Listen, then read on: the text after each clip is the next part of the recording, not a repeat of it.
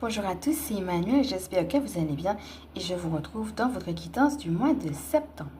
Installez-vous donc confortablement, vous pouvez prendre de quoi noter, un petit verre d'eau, respirer profondément et puis on est parti. Alors comme d'habitude, faisons d'abord un petit point sur ce mois d'août. Quelles sont les expériences marquantes?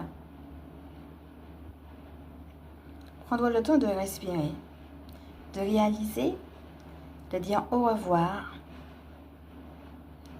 à ce mois d'août et bienvenue au mois de septembre qui pointe son nez et peut-être avoir une intention particulière pour ce mois de septembre. Donc je vous laisse mettre sur pause si vous avez besoin d'un peu plus de temps pour ce petit bilan et on est parti. Alors vous avez dû constater que le petit Ganesh a voulu venir et donc s'inviter dans cette quittance. Ganesh est une divinité qui invite à la compassion, donc la compassion à soi-même, la compassion aux autres, la compassion par rapport aux différentes situations qu'on est en train de vivre. Et pour moi, c'est déjà là un premier message. Et avec le totem de l'éléphant, qui est un totem puissant de l'amour, l'éléphant a une grande force et pourtant, il n'est pas en train d'écraser tout.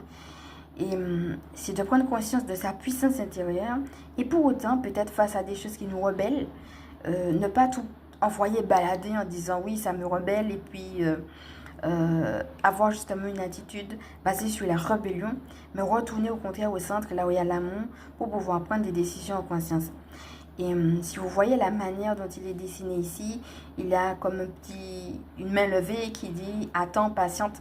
Pour certaines personnes, ce n'est pas le moment, même si vous avez envie de tout envoyer balader, de le faire, mais plutôt de retourner au centre, de retourner à cet amour, comme on disait, et à cette notion de patience.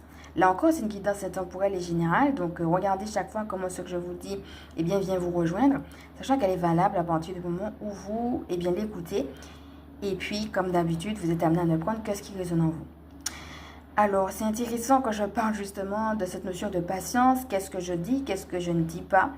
On a beaucoup parlé des relations. Ça a commencé depuis le mois de juillet à peu près. On en avait parlé aussi au mois d'août. Ça continue, comme je disais, sur une certaine période. Où en êtes-vous aujourd'hui dans vos relations? Peut-être qu'il y en a particulièrement qui vous exaspèrent. Ici, la première carte va nous parler du chakra de la gorge. Je me libère de tous les non-dits. Je dis les choses avec le cœur et j'apprends à dire non. Donc, on se recentre une fois de plus dans le cœur, mais tout en posant les limites et tout en étant conscient de notre valeur. Alors, pour certaines personnes, l'écrit va aider.